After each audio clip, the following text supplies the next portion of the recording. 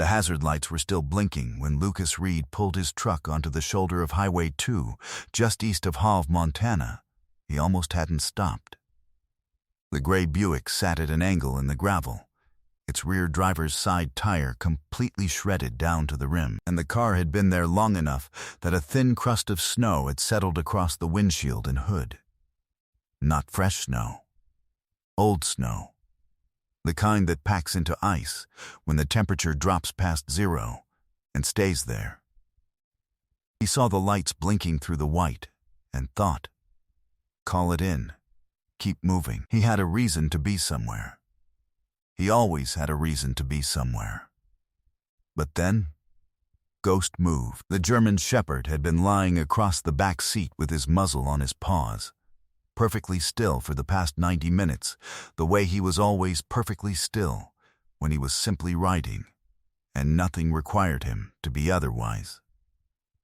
Now, he sat upright, ears forward, both front paws braced against the seat back, eyes locked on the gray car with an absolute, unblinking attention that Lucas Reed had learned, over the better part of 4 years, never to ignore. Ghost did not react to noise. He did not react to wind or passing traffic, or the smell of other animals. He reacted to meaning. And right now the dog's entire body said, there is something in that car that matters.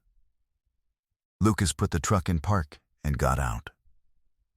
Before we continue, drop a comment and tell us where you're watching from tonight. If this story moves you, please subscribe and stay until the very end. What happened inside that car, and what Lucas Reed discovered about the woman inside, is something no one on that Montana highway will ever forget. Lucas James Reed was 38 years old, and had the kind of build that still looked like it belonged in a uniform, even when it didn't. He stood 6'1" in work boots, broad through the chest and shoulders, with dark hair cut short on the sides, and a face that the cold had not yet hollowed, but that life had quietly refined in the way that years of serious things quietly refine a face. His eyes were a deep, steady brown, the color of creek water over dark stone, and people who met him for the first time often described them afterward without being able to say exactly why. They were the eyes of a man who had mastered the particular discipline of staying calm when every nerve in. His body was telling him to act, and who had worn that discipline so long it had become the only expression his face knew how to default to. His nose had been broken once in a vehicle rollover outside Kandahar in 2013, and it had set slightly to the left of center. There was a scar along his jaw, half an inch, from a piece of wire in a compound that had not gone as planned. He moved carefully and without hurry, with the complete economy of motion that belongs to men who have spent years in close spaces where an unnecessary movement could end something important.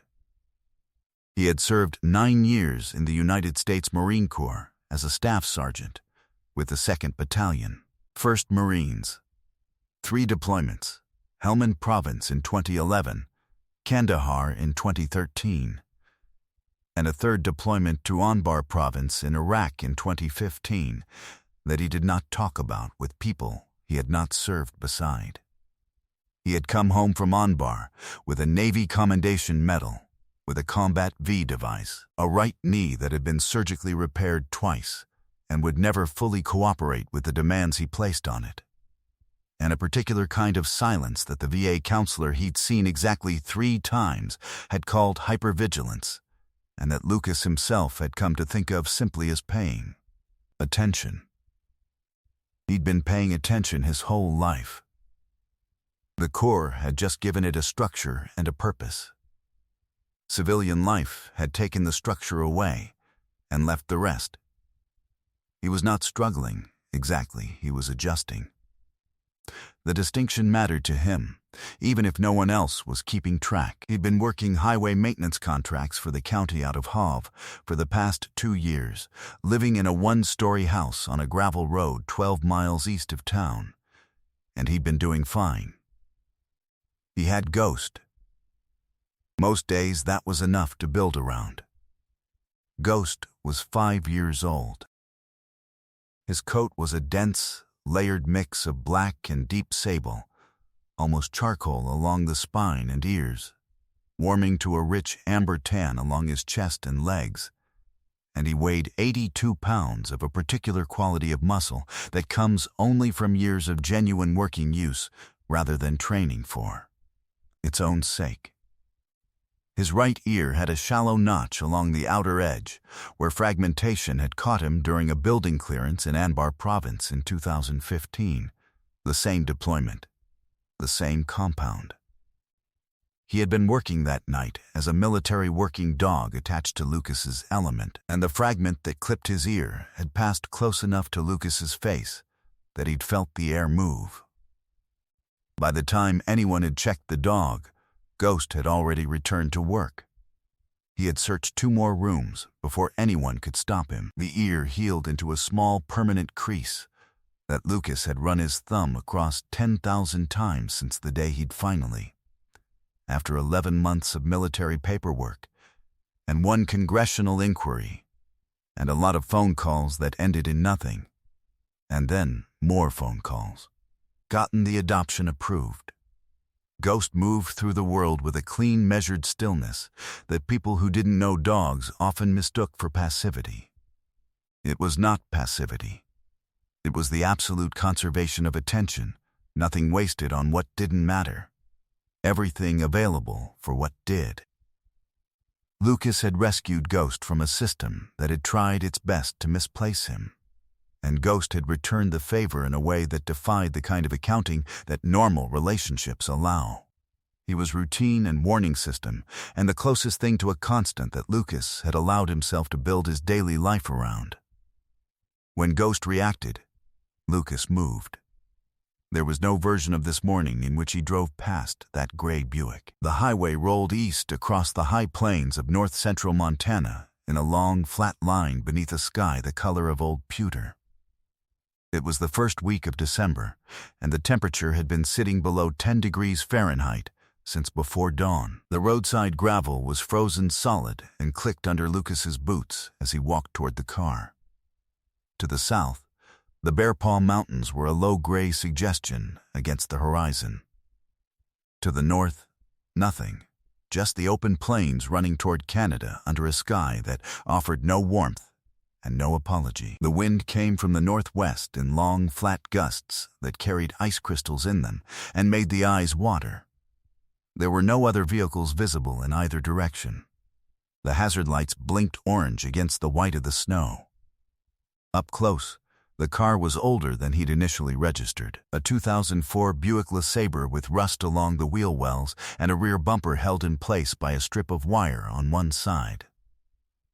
The snow on the windshield was at least an inch thick on the lower glass where it had been blown and packed. There was condensation on the inside of the windows.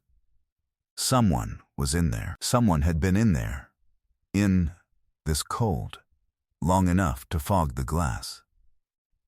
Lucas knocked on the driver's side window, then louder. Then he tried the door. Locked. He moved to the passenger side. Locked. He knocked again, harder, and called out, "Ma'am, I'm going to stay right here. I'm not going anywhere. Can you hear me? If you can hear me, I need you to unlock the door." The lock clicked after a long moment. Dorothy Elaine Marsh was 74 years old and had the kind of face that a hard life had made beautiful rather than taken beauty from. Deep-set brown eyes, fine-boned, with white hair that had come free of its braid and lay loose around her shoulders. She was wearing a winter coat that was adequate for walking to a mailbox but not for 72 hours in a car with a dead battery. Her hands, when Lucas took them in both of his and began working heat back into them, were like ice. Her lips had a bluish cast. She was conscious. She was trying to be gracious about the whole thing, which was perhaps the detail that hit him hardest. She was apologizing to him for the trouble. "I didn't want to be a bother," she said. 3 days. She had been on that shoulder for 3 days. The car had died on a Tuesday evening when she was driving back to Chinook from a doctor's appointment in Havre, a trip she made every 6 weeks for the rheumatology consultation that her son, who lived 40 minutes away in Malta, had agreed to drive her to and had, without calling, not done. She had called him twice on the dead phone before the battery in the car gave out completely and took the heat with it. She had rationed the granola bars in her glove compartment and the bottle of water she kept under the seat, and she had done the particular calculus of cold that a person does when they are trying to decide how serious the situation is and how much trouble it would cause to ask for help. Dozens of cars had passed. One had slowed. It had not stopped. His name was Robert Alton Marsh, and Dorothy was not the first person he had failed. Robert Marsh was 46 years old and ran an agricultural supply business in Malta that had been operating on borrowed time and borrowed money for the better part of 3 years. He was known in Phillips County as a busy man, a hard-working man, a man with a lot of demands on his schedule, and in that capacity he had cultivated a community reputation that had so far outpaced his private conduct that there was almost no overlap between the two. He had agreed to drive his mother to her appointment because refusing directly would have required an explanation, and Robert was expert at agreements that cost him nothing in the moment. He had been meaning to call and cancel. He had gotten busy. He had told himself she would find another way, and then he had not thought about it again, the way a man doesn't think again about a small obligation that he's reclassified in his own mind as someone else's problem. His name was on Dorothy's emergency contact form at the Havre Rheumatology Associates office. They had called him twice on Tuesday evening. He had not answered. He had not called back. The clinic had noted the non-response and filed a concern with the County Social Services Office, which had opened a case file and assigned it a caseload number and scheduled a follow-up for the following week. The system had done its job according to its procedures, which were designed for situations that were not emergencies and were therefore useless for situations that were. Dorothy had not wanted to tell Lucas any of this. She had volunteered only that her car had broken down and that she'd had some trouble reaching her son. The rest Lucas had read between the lines the way he'd spent a career reading between the lines of situations where the most important information was the information no one was saying out loud. He got Dorothy into the warmth of his truck cab with Ghost leaning forward from the back seat and pressing his nose gently against her shoulder, and then against her cheek, in a particular soft, insistent way he used sometimes that was not a search behavior and not a trained response. It was a dog checking on a person. Dorothy looked at Ghost for a long moment with an expression that Lucas recognized, because he had worn it himself. It was the expression of someone who has been alone in a cold place for too long, suddenly feeling something warm and real and immediate, and not quite knowing what to do with the feeling except be careful not to show too much of it at once. "He's a good dog," she said, quietly. "He's the best I've ever known," Lucas said. He meant it completely. He drove Dorothy to Havre Regional Hospital and walked her into the emergency department himself and waited until the triage team confirmed she had moderate hypothermia and was in no danger she wouldn't recover from. He spoke briefly to the attending physician. He called the Malta non-emergency police line from the hospital parking lot and reported a concerned welfare situation. An elderly woman, 3 days on the highway. Emergency contact non-responsive across multiple contact attempts, and gave them Robert Marsh's name and the clinic's contact number. He was thorough, and he was factual, and he was calm, because calm was the only register that moved things forward efficiently, and he had no interest in anything that didn't move things forward. Ghost sat in the passenger seat while Lucas made the calls, watching him steadily. Then he drove back to the Buick with a floor jack and a spare from his truck bed and changed the tire in the 12-degree air in 40 minutes and had the car running and warming in the hospital lot before Dorothy was discharged. He was heading back toward his truck when a broad, red-faced man in a down vest came through the emergency room entrance at something close to a jog, talking before he'd fully processed what he was walking into. Robert Marsh had driven the 40 minutes from Malta in 35 after the Phillips County non-emergency line had passed the welfare report to a deputy who knew Robert's name and had called him directly, personally, in the particular tone that deputies use when they want a man to understand that. The situation has become official. Robert's expression was the expression of a man assembling, in real time, the version of events that would reflect best on him, and it was not going well. He walked past Lucas without looking at him, toward the reception desk. "Excuse me," Lucas said. Robert turned. He had 3 inches on Lucas and 40 pounds, and he carried himself with a particular physical confidence of a large man who had rarely been challenged. He took in Lucas's work jacket and worn boots and the dog at his heel, and made a rapid, incorrect assessment. "I don't know who you are," Robert said, "but this is a family matter." "That's exactly right," Lucas said. He didn't raise his voice. He didn't change his posture. He said, "Your mother has been on the shoulder of Highway 2 for 72 hours in single-digit temperatures. The clinic called you twice on Tuesday. You have been named as her emergency contact for 6 years. What you choose to do with that information going forward is your business. What happened between Tuesday evening and this morning is the county's." Robert looked at him for a long time. His face did the thing faces do when the assembled version of events collapses under its own structural problems. "I didn't know. She almost died," Lucas said. 2 words at a time. The way he'd been trained to brief. The attending physician will confirm that in writing. The county case number is already open. The deputy who called you this morning has your statement. What you do next is going to either help your situation or make it worse. Ghost had not moved. He stood at Lucas's left knee, perfectly still, watching Robert Marsh with the full, unblinking attention he used for things that had already revealed their nature. Robert looked at the dog. Then back at Lucas.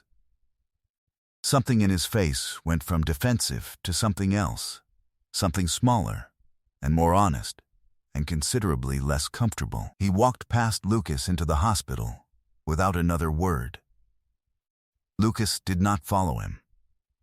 He did not need to. The county social services investigation that opened formally the following week was, by its own procedures, thorough. It documented Robert Marsh's pattern of failed response across 18 months of his mother's medical appointments, 7 of the last 9. According to clinic records that the caseworker obtained, it documented 2 prior welfare concern reports from Dorothy's neighbor in Chinook, both of which had been closed as unsubstantiated because Dorothy had declined, both times, to say anything critical about her son. The investigation did not result in criminal charges. Robert was not a violent man. He had not stolen from his mother. He had simply and repeatedly and consequentially not shown up.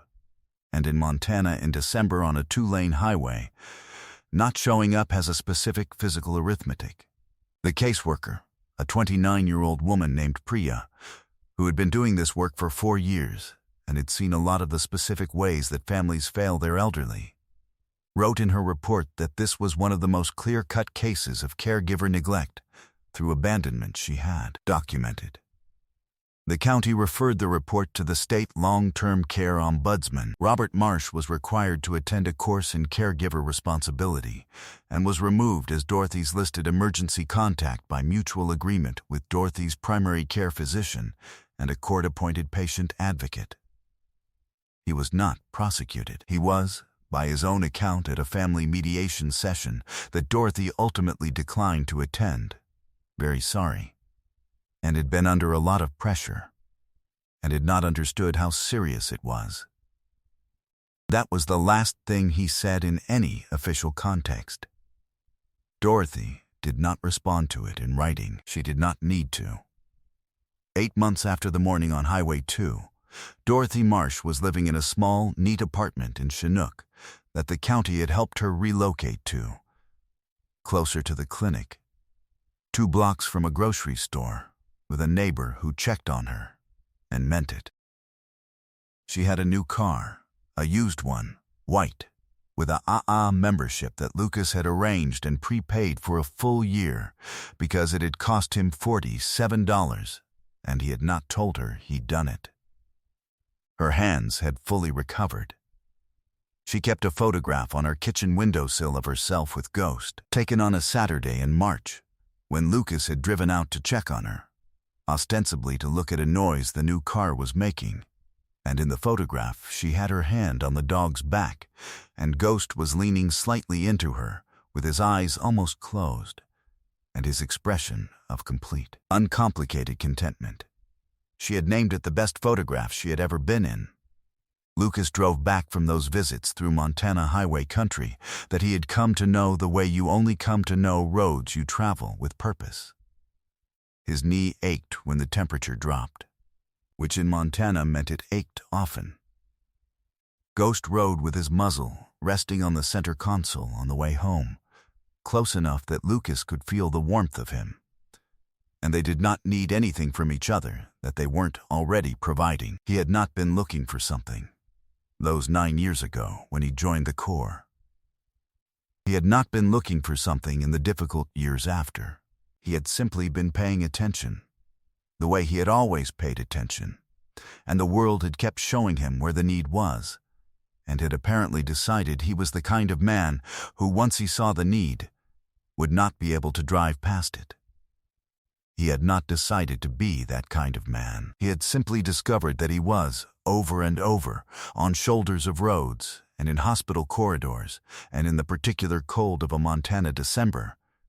Each time he thought there was somewhere else he was supposed to be. There was nowhere else he was supposed to be. He was always exactly where he was supposed to be. Sometimes miracles don't come as thunder from the sky. Sometimes they come as hazard lights blinking in the snow, just visible enough on the right day, to the right man, with the right dog. God does not always send rescue when we expect it or in the form we think we deserve. Sometimes he sends it through a man who almost kept driving, and through a dog who went perfectly still at exactly the right moment and made the decision for both of them. Dorothy Marsh had been apologizing for the trouble before her hands were even warm again, because she had spent 74 years absorbing the lesson that needing help was a kind of imposition. It is not an imposition. It is the oldest transaction there is. The world stays livable because some people, when they see a light blinking in the cold, stop, pull over. Check. The rest of us have to decide every single day whether we are going to be the car that passes or the truck that stops. If you're not sure which one you've been lately, this might be the reminder you needed. If Dorothy's story touched your heart, share it with someone who needs to be reminded that people still stop, still check, still stay until it's okay. Leave a comment and tell us where you're watching from. And if you've ever been the person who needed someone to stop, or the person who stopped, we want to hear it. Your story might be the warmth someone else needs today. If you believe in stories of courage, loyalty, and ordinary people doing the right thing in cold places, please subscribe to the channel so you never miss the next one. May God bless you, protect your family, and remind you, on every long road, on every cold night, that you are never as alone as that highway looks.